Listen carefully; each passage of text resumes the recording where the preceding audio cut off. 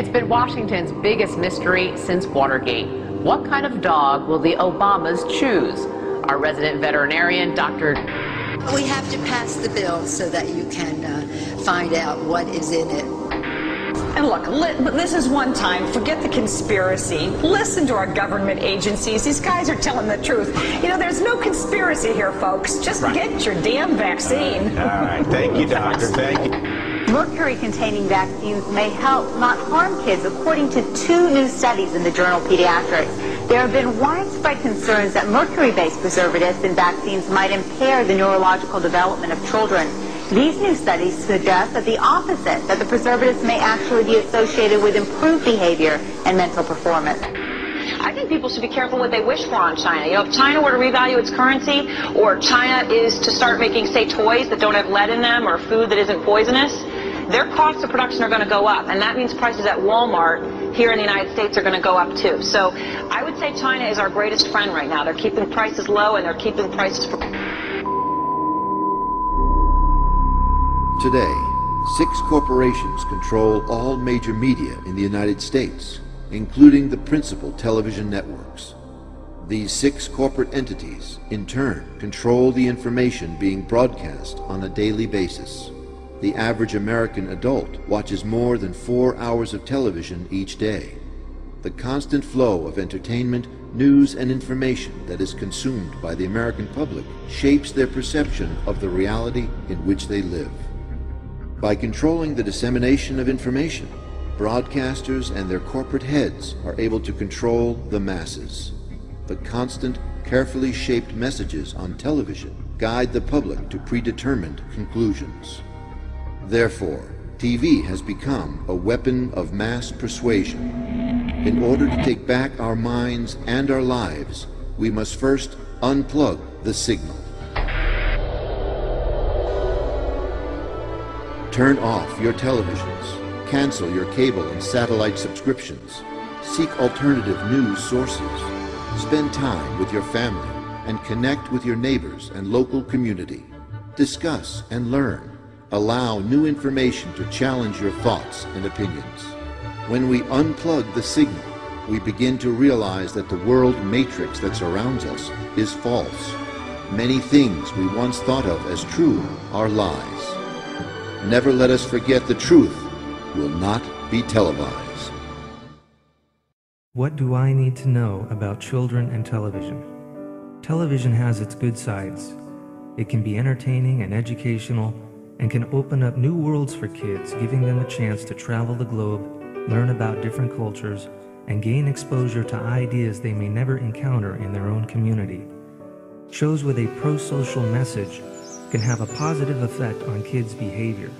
Programs with positive role models can influence viewers to make positive lifestyle changes. However, and more ominously, the reverse can also be true. Kids are likely to learn things from TV that parents don't want them to learn. TV can affect kids' health, behavior, and family life in negative ways. It's worthwhile for parents to think about what role they want TV to play in their family. Consider, a great deal is known about children and television. Because there have been thousands of studies on this subject, researchers have studied how TV affects kids' sleep, weight, grades, behavior, and more. It's worth looking at what the research says when deciding how to manage television in your family. Spending time watching TV can take time away from healthy activities like playing outside with friends, eating dinner together as a family, or reading. TV time also takes away from participating in sports, music, arts, and other activities that require practice to become skillful. TV viewers start earlier than other forms of media, often beginning before age 2. In recent years, TV, video, and DVD programs geared to babies and toddlers have come on the market, and now even a cable channel for babies. We don't know yet what effect TV viewing by babies may have on their development. We do know that time spent watching TV replaces time spent interacting with caregivers and other children. Social interaction is critical to a baby's health and development. How big a presence is TV in kids' lives? TV viewing among kids is at an 8-year high. On average, children 2 to 5 spend 32 hours a week in front of a TV watching television, DVDs, DVRs, and videos, and using game consoles. Kids ages 6 to 11 spend about 28 hours a week in front of the TV. The vast majority of this viewing, 97%, is of live TV. 71% of 8 to 18-year-olds have a TV in their bedroom. 54% have a DVD VCR player. 37% have cable TV or satellite. 20% have premium channels. Father and daughter watching TV media technology now offers more ways to access TV content, such as on the internet, cell phones, and iPods. This has led to an increase in time spent viewing TV, even as TV set viewing has declined by 41%. In about 2/3 of households, the TV is usually on during meals. In 53% of households of 7th to 12th graders, there are no rules about TV watching. In 51% of households, the TV is on most of the time. Kids with a TV in their bedroom spend on average 1.5 more hours per day watching TV, with kids that do not have TVs in their bedroom. Many parents encourage their toddlers to watch TV. As you can see, if your child is typical, TV is playing a very big role in their life. Here are some key research findings to keep in mind as you decide what kind of role you want TV to play in your family. TV viewing is probably replacing activities in your child's life that you would rather have them do, things like playing with friends, being physically active, getting fresh air, reading, playing imaginatively, doing homework, and doing chores. Kids who spend more time watching TV, both with and without parents and siblings present, spend less time interacting with family members. Excessive TV viewing can contribute to poor grades, sleep problems, behavior problems, obesity, and risky behavior. Most children's programming does not teach what parents say they want their children to learn. Many shows are filled with stereotypes, violent solutions to problems, and mean behavior. Advertisers target kids on average. Children see tens of thousands of TV commercials each year. These include many ads for unhealthy snacks, foods, and drinks. Children and youth see on average 2,000 beer and wine ads on TV each year. Kids see favorite characters smoking, drinking, and involved in sexual situations and other risky behavior. Does TV affect children's brain development? With television programs and even a cable channel designed and marketed specifically for babies, whether kids under 2 years of age should be watching becomes an important question. While we are learning more all the time about early brain development, we do not yet have a clear idea of how television may affect it. Some studies link early TV viewing with later attention problems such as ADHD. However, other experts disagree with these results. One study found that TV viewing before age 3 slightly hurt several measures of later cognitive development, but that between ages 3 and 5 it is slightly helped by reading scores. The American Academy of Pediatrics takes a better safe than sorry stance on TV viewing for young children. It may be tempting to put your infant or toddler in front of the television, especially to watch shows created just for children under age 2. But the American Academy of Pediatrics says, don't do it. These early years are crucial in a child's development. The Academy is concerned about the impact of television programming intended for children younger than age 2 and how it could affect your child's development. Pediatricians strongly oppose targeting programming, especially when it's used to market toys, games, dolls, unhealthy food, and other products to toddlers. Any positive effect of television on infants and toddlers is still open to question, but the benefits of parent-children interaction are proven. Under age 2, talking, singing, reading, and listening to music or playing are far more important to a child's development than any television show. In addition, TV can discourage and replace reading. Reading requires much more thinking than television, and we know that reading fosters young people's healthy brain development.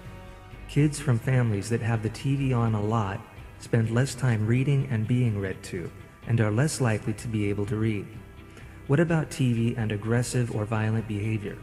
Literally thousands of studies since the 1950s have asked whether there is a link between exposure to media violence and violent behavior. All but 18 of these have answered yes. The evidence from research is overwhelming. According to the AAP, extensive research evidence indicates that media violence can contribute to aggressive behavior, desensitization to violence, nightmares, and fear of being harmed. Watching violent shows is also linked with having less empathy towards others. On average, an American child will see 200,000 violent acts and 16,000 murders on television by the age of 18. 2/3 of all programming contains violence. Programs designed for children more often contain violence than adult. Most violent acts go unpunished on television and are often accompanied by humor. The consequences of human suffering and loss are rarely depicted. Many shows glamorize violence. Television often promotes violent acts as a fun and effective way to get what you want without consequences. Even in G-rated animated movies and DVDs, violence is common, often as a way for the good characters to solve their problems.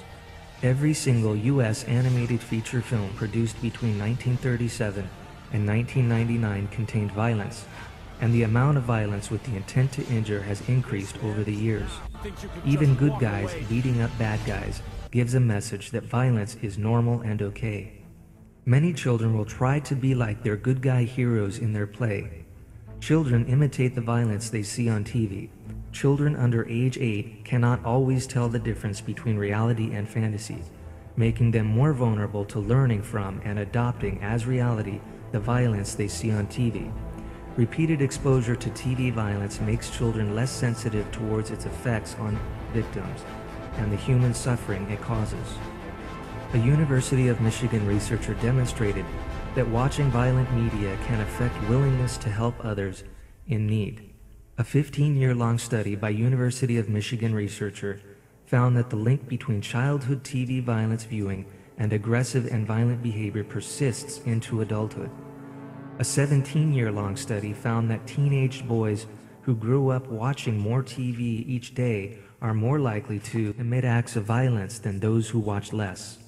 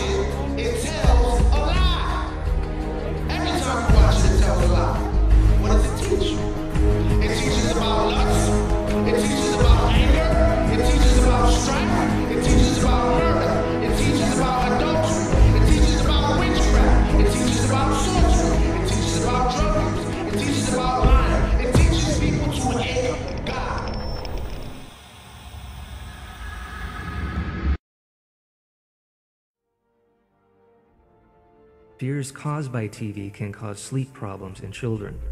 Scary-looking things like grotesque monsters especially frighten children aged 2 to 7. Telling them that the images aren't real doesn't help because kids under age 8 can't always tell the difference between fantasy and reality.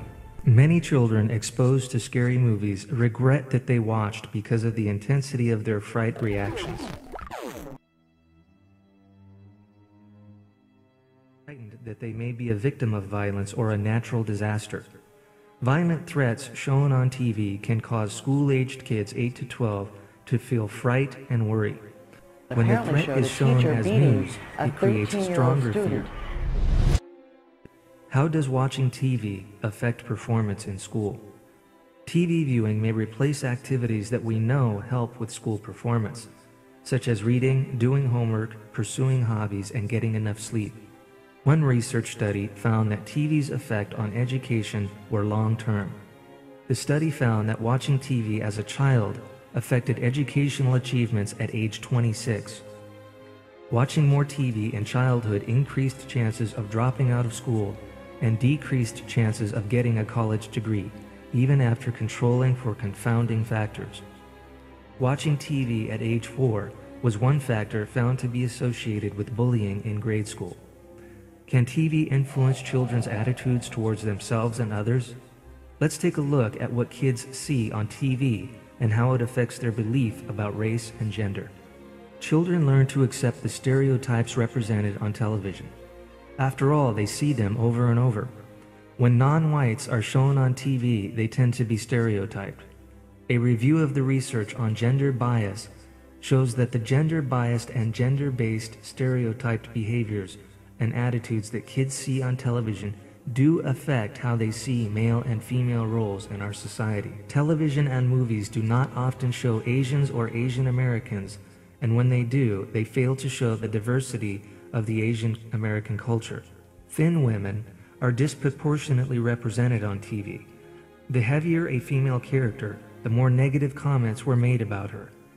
In the 1990 commercials, white men were often depicted as strong, while white women were shown as sex objects.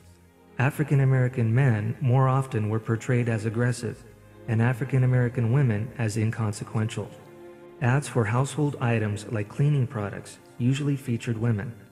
G-rated movies are commonly viewed by younger children, often over and over on DVD, and perceived by parents as safe for little kids.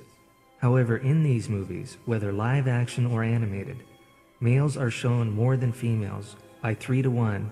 They are often not shown in relationships and do not solve problems peacefully. In G-rated movies, characters of color are commonly underrepresented and are usually shown as sidekicks or comic relief or bad guys. Male characters of color are more aggressive and isolated. Music videos overrepresent black males as aggressive and white males as victims compared to actual demographic data. How are children portrayed on TV? A study by a group called Children Now of how children are shown on local TV news found that almost half of all stories about children focus on crime. Children account for over a quarter of the U.S. population, but only 10% of all local news stories.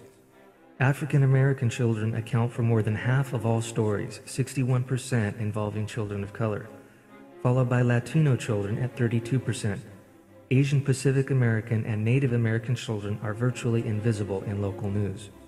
African American boys are more likely than any other group to be portrayed as perpetrators of crime and violence, whereas Caucasian girls are most likely to be shown as the victim. You will work for me, and in return, you'll receive an allowance. Allowance? Yes, allowance. As in, I'm allowing you to keep 10%, and I'm allowing you to keep drawing breath on this earth. Now, you either get down, or you lay down. What's it gonna be, sunshine? This wasn't no movie. The smart thing was to say yes, get up, and leave the room. But then I thought to myself, what if this was a movie? Look, you, the plane you flew in on, them shoes, the socks with the belt.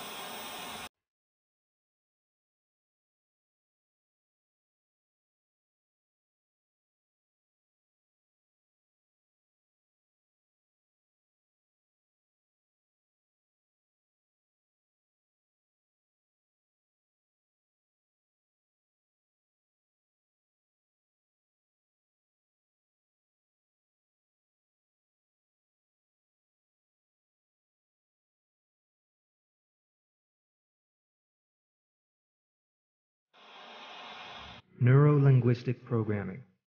Neuro refers to the brain and the neural network that feeds the brain. Neurons, or nerve cells, are the working units used by the nervous system to send, receive, and store signals that add up to information.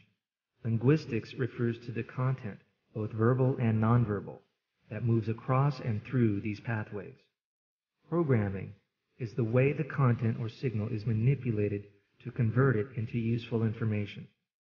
The brain may direct the signal, sequence it, and change it based on our prior experience, or connect it to some other experience we have stored in our brain to convert it into thinking patterns and behaviors that are the essence of our experience of life. Our experience and feelings affects the way we react to external stimuli. Let me illustrate.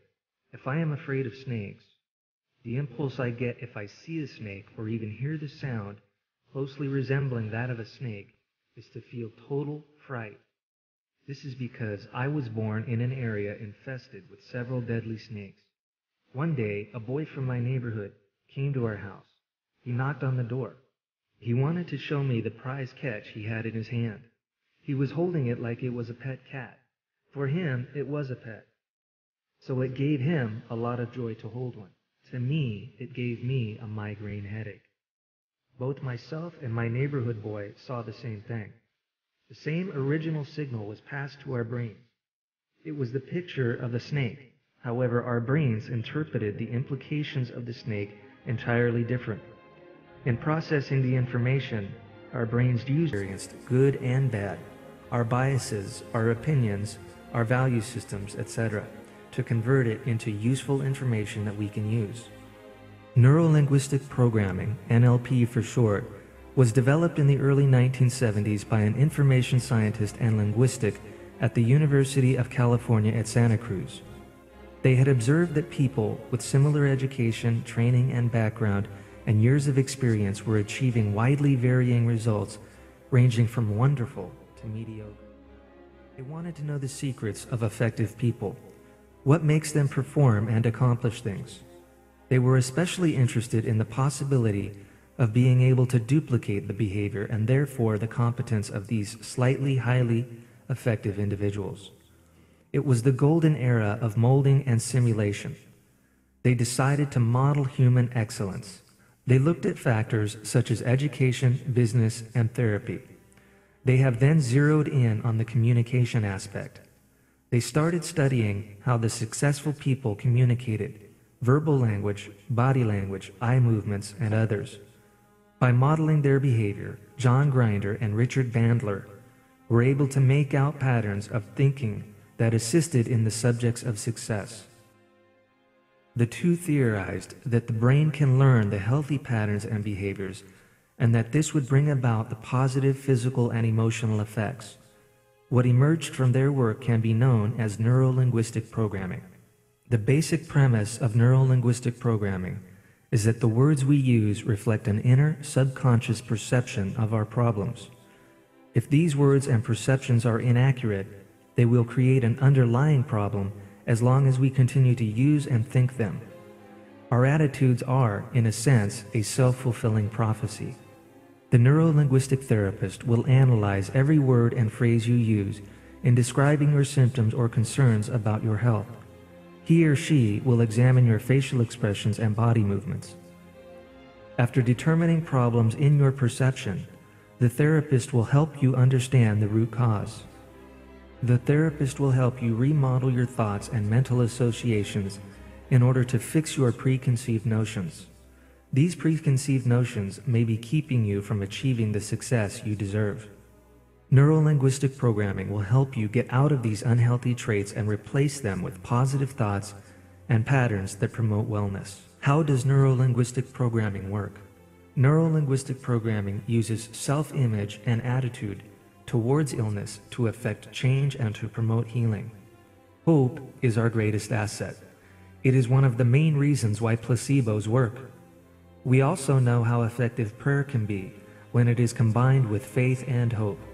When a person loses hope and feels helpless in the face of a chronic disease such as AIDS or cancer, it is very easy to lose the hope and the body may just quit trying. If the patient is made aware of his or her unique abilities and possibilities, he or she may see things differently. Now the body's natural healing power can be harnessed to do the job.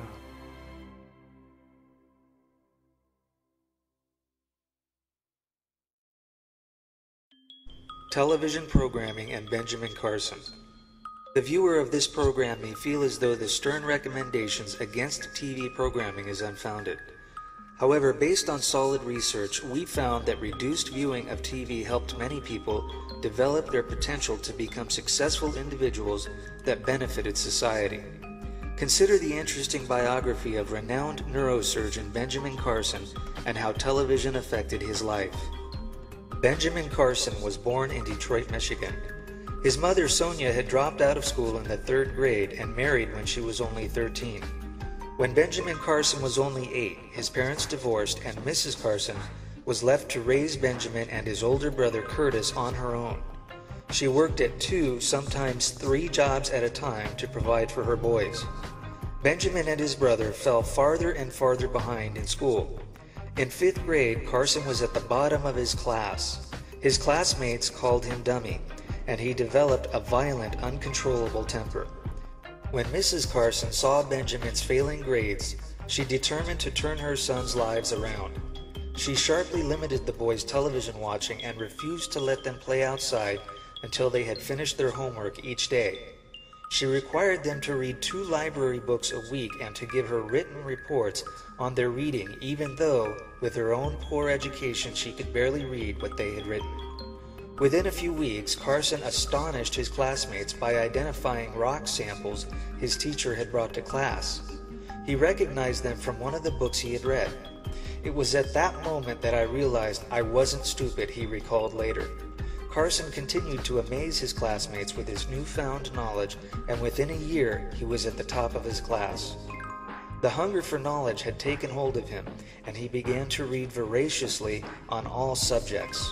He determined to become a physician, and he learned to control the violent temper that still threatened his future. After graduating with honors from his high school, he attended Yale University, where he earned a degree in psychology. From Yale, he went to the medical school of the University of Michigan, where his interest shifted from psychiatry to neurosurgery. His excellent hand-eye coordination and 3-dimensional reasoning skills made him a superior surgeon. After medical school, he became a neurosurgery resident at the world-famous Johns Hopkins Hospital in Baltimore. At age 32, he became the hospital's director of pediatric neurosurgery. The key theme that we should realize is that by Benjamin's mother's dedication to reducing and even eliminating the need for watching TV, he was able to develop his mental capacity and grow as a productive student. By eliminating television, the child has the great ability to develop in other areas of life that are vital to his or her skills as an adult. Every human being has the potential to significantly benefit society by sound education and the aptitude for excellence in all areas of life. The vast amounts of hours, the decreased social interaction, the violent tendencies, and every other socially unacceptable behavior have all been warranted by the decrepit content on television. Society must uphold a standard as to what is acceptable for humanity instead of allowing the large corporations catering to debased values to propagate the masses with the vilest elements of immorality. But all is not lost. However simple it may seem, with an acceptance of the truth, we can potentially change the history of our past and the upcoming future of our children if we simply turn off the TV. Seek alternative forms of information and do not make the corporate entities richer with useless content often dedicated to social vanities. As the great books of wisdom have stated, happy is the man that finds wisdom and the man that gets understanding. Proverbs 3:13. Let us help humanity by turning off TV and seeking divine wisdom in all that we do in life. Wisdom is the principal thing, therefore get wisdom, and with all thy getting, get understanding. Proverbs 4:9. The Creator has endowed humanity with wonderful talent and creativity. With this creativity comes the potential risk of good and evil in whatever new form of technology that comes in the progressing years. When we use our talents to benefit society, we can attain to heights that would bring the world joy beyond measure. Please turn off the TV and reflect on what you have just watched. And always remember, truth doesn't fear investigation.